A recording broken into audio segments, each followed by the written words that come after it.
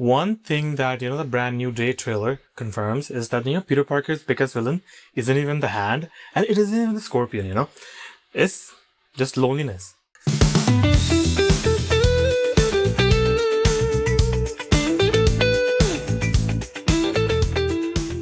Welcome back to the Tanveer Talks, and today we're going to be talking about, the Spider-Man brand new Day trailer that released like a week ago, right?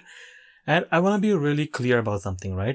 This is not going to be like a shot-by-shot trailer reaction. There are like thousands of those on, YouTube already. Like, what I want to do today is, take you on a journey, because this trailer, if you know about the comics, right, is doing something way more ambitious than, just setting up, the next MCU movie, right? It's telling a story about identity, about what happens, when a person, loses every single thing that, that made him human, and what their body does in response, right? So we're going to go through like the emotional core of the film, right? The comic book DNA, and what this means for the MCU's Mutant Saga going forward, and why I generally think this could be one of the best Spider-Man movie out there. Not just Tom Holland, like probably all of them, right? So let's talk about it. To understand why this trailer hits so hard, you have to go back to the end of No Way Home. Really sit with what happened. Like Peter Parker, a kid who already lost his Aunt May, who already lost, Tony Stark, who already lost, a version of his future, right? Made a decision to erase himself completely, like not just from his, enemies, from MJ, from Ned, from Happy, from everyone basically, right? And, when that, spell went off, Peter Parker, not Spider-Man, ceased to exist in the memory of every single person who loved him. That was like one of the most devastating endings in superhero movie history, right? And the MCU has been sitting on this, fallout ever since. And now it's like what? Like 4 years, right? And then, what the trailer shows is that Peter did not, handle it well. He's living in like a small beat up apartment. He has no job, no friends, no social life. And I'm quoting the ways, fans describe it, lonely, broke and broken, right? His entire identity has collapsed into the suit, right? He stopped being Peter Parker. He became Spider-Man full-time, basically. Here's the thing about that, Spider-Man, was never supposed to be the whole person. The mask, that was supposed to be protect the person underneath. But when the person underneath has nothing left to protect, what the mask is even for, right? Think about it. And now, let's talk about the scene, that like completely, destroys everyone basically, because this trailer doesn't just show you, that Peter is like lonely. It shows you exactly what he's actually missing in real time, right? MJ and Ned graduated MIT. They moved back to New York together. They share an apartment. They're throwing a housewarming parties. They're basically thriving, right? And Peter is watching their graduation on his phone, right? Like probably the only person in the world watching that specific, social media update, because everyone else in their lives was there, right? And he wasn't.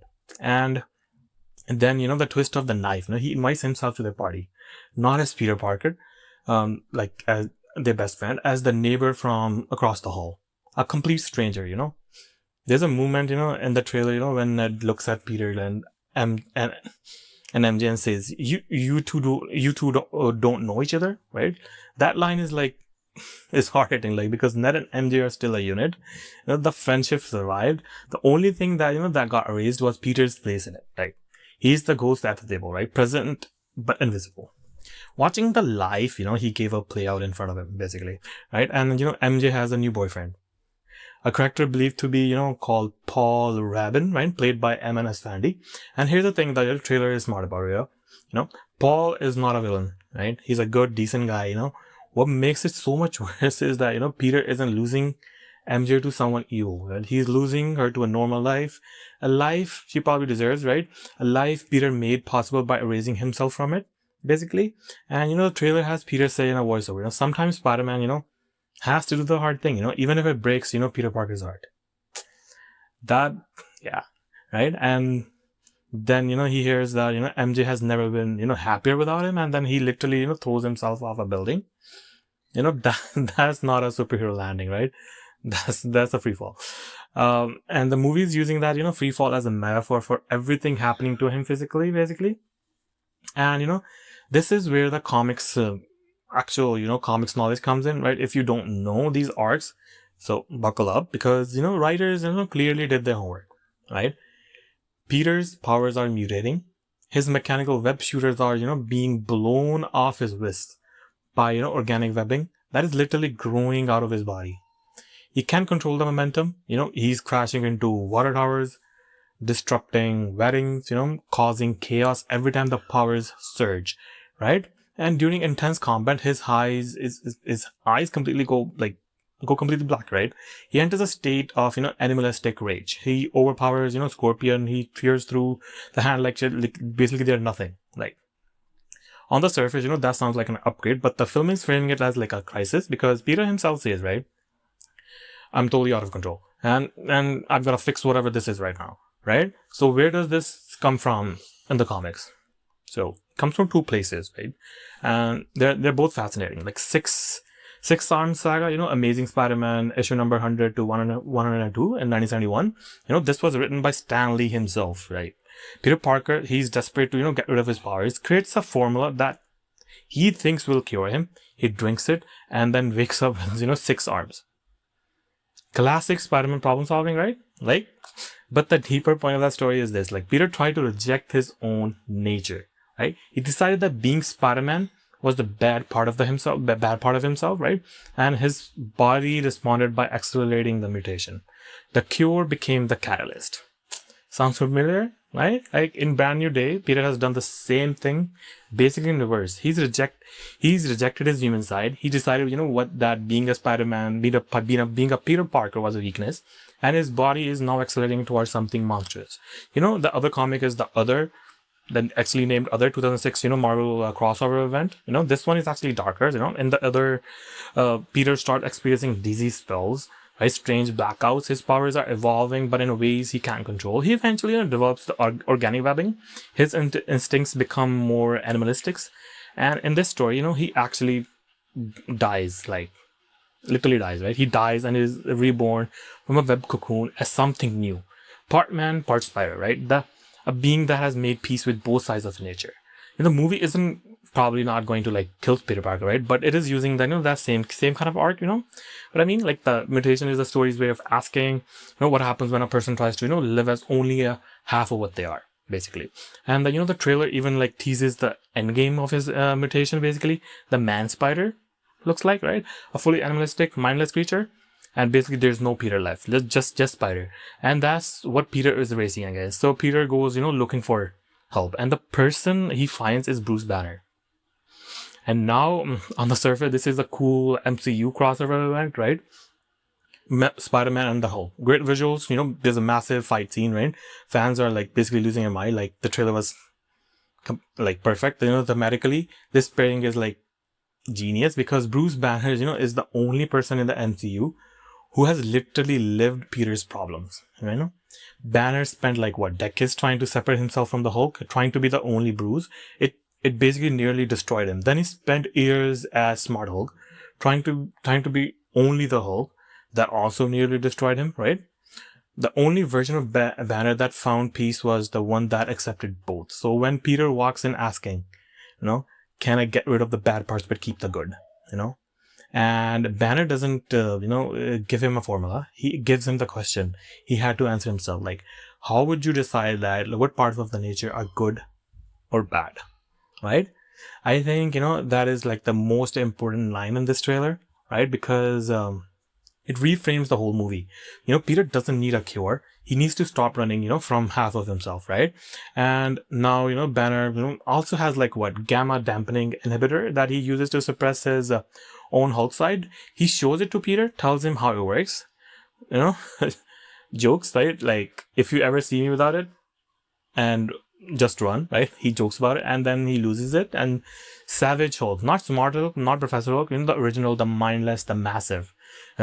We haven't seen this version of the Hulk since Infinity War, and when he refused to come out after Thanos beat him on the ship, right? The theory is that the fan community was that the Hulk was traumatized, afraid of Thanos. Brand new, they seems to be saying, right, that trauma didn't go away.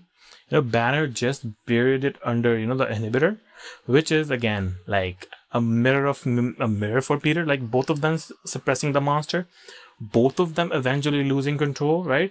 The fight that looks absolutely insane, and it should, right? And it should like become, because emotionally it's the most loaded moment in the film. Let's talk about the Rogues Gallery for a second, because this film is not built around one big purple gauntlet wielding cosmic threat, right? Like, it's built around the street, right? And honestly, I think that's the right move, right? Like the Scorpion, right? Mando first played, Gargan back in Homecoming, right? He was the guy, Spider-Man webbed to a wall and, left for the cops, basically.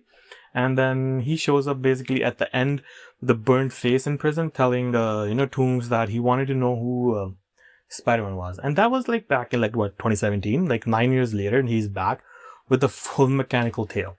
And he is furious. The trailer shows him absolutely punishing Peter, laying him out basically. This is like a personal vendetta built over years, right? And in the comics, Gargan, eventually becomes Venom, because whether that's coming, who knows? But the setup is there. The Hand, a secret ninja organization with roots in mystical dark energy, previously seen in the Netflix, Daredevil series, now fully in the MCU. Basically, their appearance here almost certainly connects to Daredevil, right? The Daredevil Born Again, season 2, which confirmed the Hand presence in the Hell's Kitchen. Basically, Spider-Man fighting an army of the ninjas while his eyes go full black and he basically loses control, right? That's one of the most visually striking things in basically the whole trailer. And the third one is the Tombstone, right? The Marvel Jones 3, a classic Spider-Man villain, right? A mob enforcer with near indestructible skin. Doesn't appear in this trailer, but he's actually confirmed from the film, right? Sony and Marvel are clearly keeping, basically they're keeping something back, right? And then there's Boomerang Tarantula, both confirmed from the previous March trailer, right? Classic street villain, Boomerang actually has been a fan favorite anti-hero in the comics recently, right? In interesting choice, but right, the through line for all of these villains is basically the same, right? They're all physical, brutal, grounded, no world-ending stakes, right? Just Peter Parker, getting beaten up on the streets of New York, which is exactly, how Spider-Man is supposed to feel, I'm gonna say, right? Okay, this is the one, that has the internet absolutely spiraling, and rightfully so. The Sadie Sink plays like a mysteriously hooded figure that Marvel and Sony refuse to officially name. But we all know, who she is, and the evidence is overwhelming, right? And what the powers are, like telepathy. She, communicates directly with Peter's mind. The second one is telekinesis. She moves tanks, full tanks, basically with her mind. And then she body jumps, right? She appears to inhabit and speak through civilians, basically. And then the psychic waves. She emits a blast of force that frees people, or possibly freeze time itself, That is a Jean Grey power set, right? Almost exactly. The visual clues are there, right? Set photos shows Sink in a green jacket and a tan yellow hoodie. Those are exact colors of Jean Grey's original Marvel Girl costume. That's not coincidence. Costume departments don't do accidents, right? And then the villain hunting her is the William Metzer, director of the Department of the Damage Control, is in the comics a known anti-mutant activist. He calls Sadie Sink's character a threat we can't control. He recruits, Spider-Man to hunt her down because Peter is the only person immune to her psychic abilities. And then, his spider sense can detect her even when no one else basically can. So here's the angle the film is setting up basically is Peter Parker is tasked by the government to hunt a mutant. And almost certainly he ends up protecting her instead, right? Because that is exactly, who Peter Parker is. What this means for the MCU is after Avengers, Doomsday, mutants exist in the MCU, right? We haven't seen how they're treated on the street level, but what it actually feels like to be a mutant in this world, right? And Brand New Day is about to show us that. And Jean Grey, if that's who she is, right, is being persecuted by the government before the X-Men even exists as a scene. She's alone, she's probably scared, she's powerful beyond what anyone can contain, right? And then Peter Parker, the guy who understands what it means to have the abilities that make people afraid of you, basically is basically the only one who can find her. And that's not just I would say a good it is a good plot, right? That's thematic poetry, right? And reports say that Sadie Sink is returning in Avengers Secret Wars, and this is the beginning of a decade-long arc. And then the Phoenix Force is almost certainly on the horizon, right? And Spider-Man Brand New Day is like where everything like about mutants, like where it starts, right? Then we have Jon Bernthal is back as the Frank Castle, and the way this film is using him is actually smart, right? He's not the villain, he's not even really the the anti-hero doing his own thing. He appears to be genuinely helping Peter, right? Running a hideout, like where where Peter actually brings MJ for protection. But here's why this pairing matters, right? Peter Parker and Frank Castle represent two completely opposite answers to the same question. Like, what do you do when the system fails the people you love? Peter lost Aunt May, right? He still chooses to protect everyone, to never take a life, to hold on to hope even when it costs him everything, right?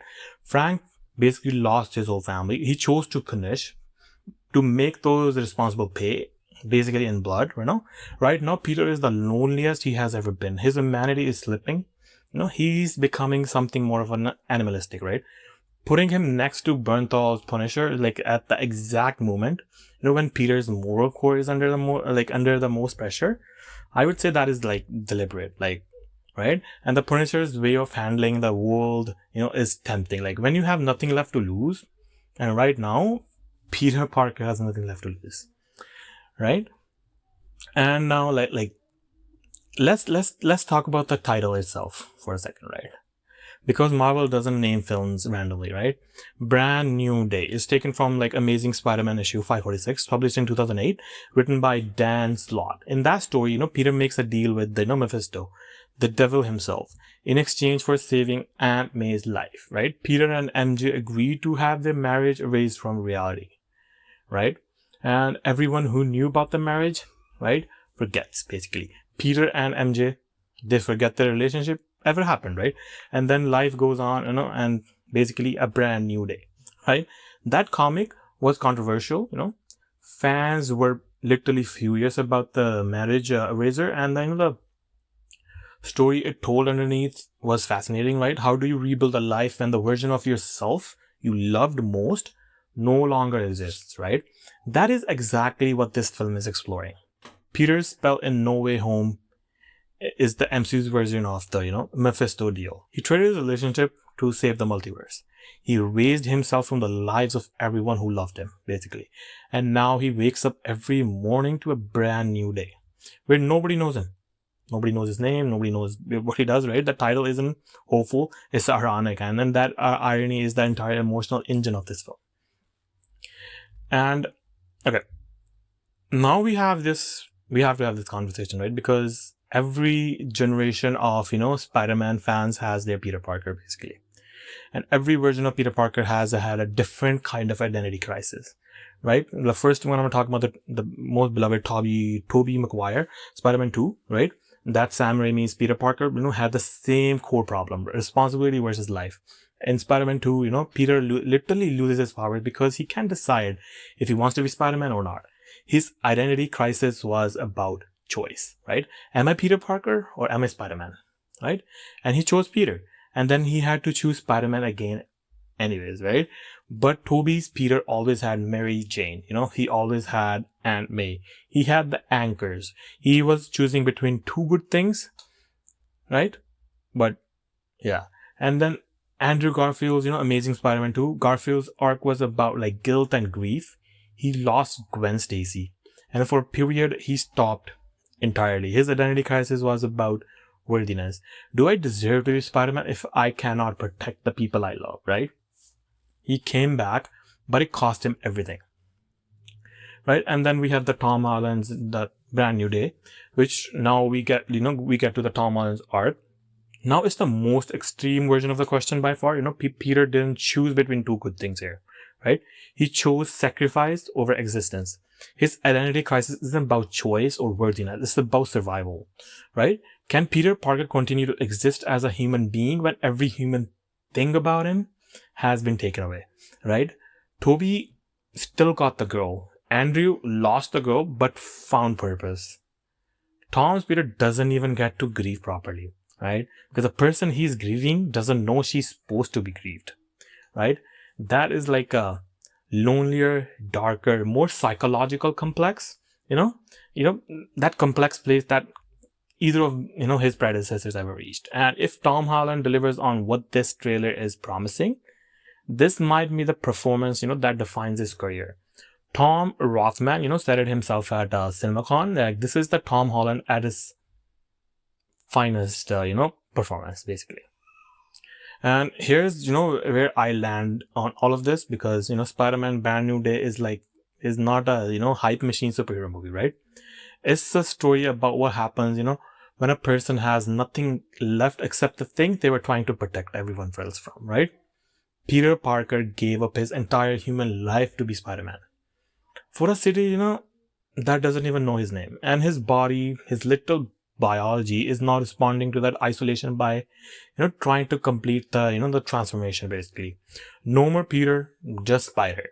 And, the only way he survives is by, fighting to get his humanity back. Not the powers, not the suit, his humanity. Right? MJ, Ned, the connections he erased, the version of himself that has something to come home to. That is what this film is really about, right? And then layered on top of that, we have the MCU's first real street level mutant story. Jean Grey before the X-Men. The government hunting people for what they are, right? And the Spider-Man, the only person who can find her, is choosing to protect her instead, right? We have the Savage Hulk back. That's really awesome. But, we have the Punisher as a moral compass point, right? With villain roster that is personal, physical, and relentless. And then we have Tom Holland, 10 years into this role, finally getting a story worthy of everything is given to it, basically, right? So July 31st, I'll be in the cinema. I think this one is going to go. This is going to hurt. It's the best in the best possible way, right? And if you want to go even deeper on the comics arc we talk about today, the 6 Arms Saga, the original brand new day one, go back, watch the previous episodes, right, where we broke down the first trailer, mapped out exactly what Destin Daniel Cretton's tone tell us about where the story is heading, right? So this is Tanveer Talks. See you in the next episode. Peace.